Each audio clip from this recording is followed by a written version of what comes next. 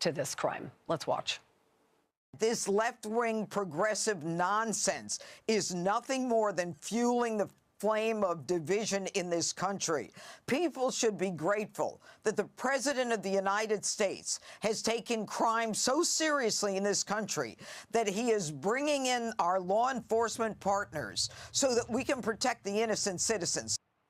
Democratic leadership have actually warned Americans that the National Guard that had been put in place since August in cities like Chicago and Washington, D.C. and L.A., where crime has gone way down since doing so, that they could potentially get upset or stressed out and just start shooting Americans.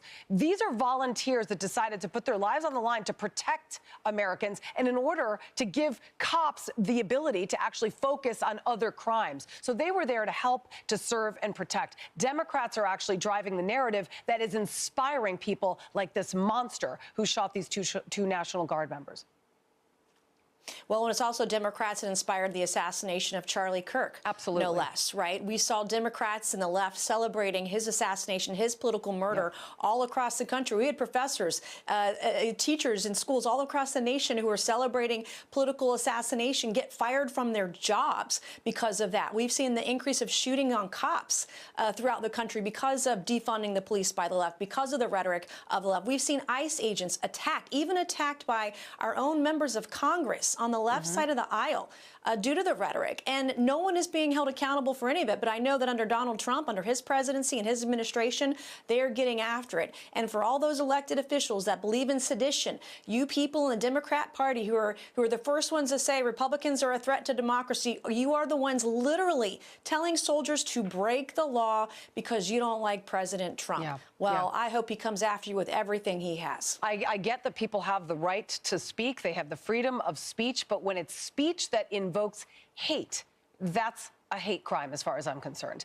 The FBI, meantime, and the Justice Department are expanding their inquiry into a controversial video from 6 Democratic lawmakers. And in it, they urge military and intelligence personnel to refuse unspecified, what they call illegal orders.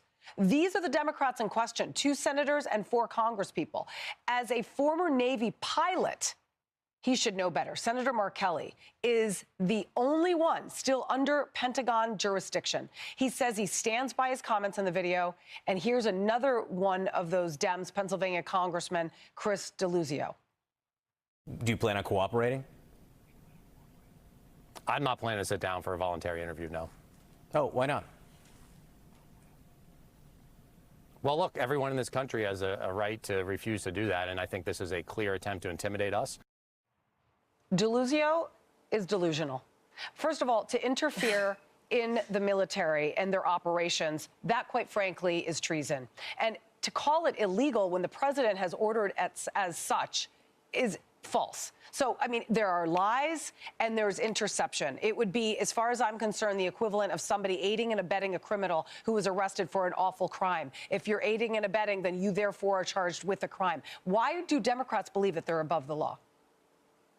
Oh, they absolutely believe they're above law. And the irony in the statement that you just aired there, he said this was an act of intimidation to try to interview him. It's literally an act of intimidation of our troops by telling them to break the law. And I agree with President Trump on this. This is treason. This is sedition.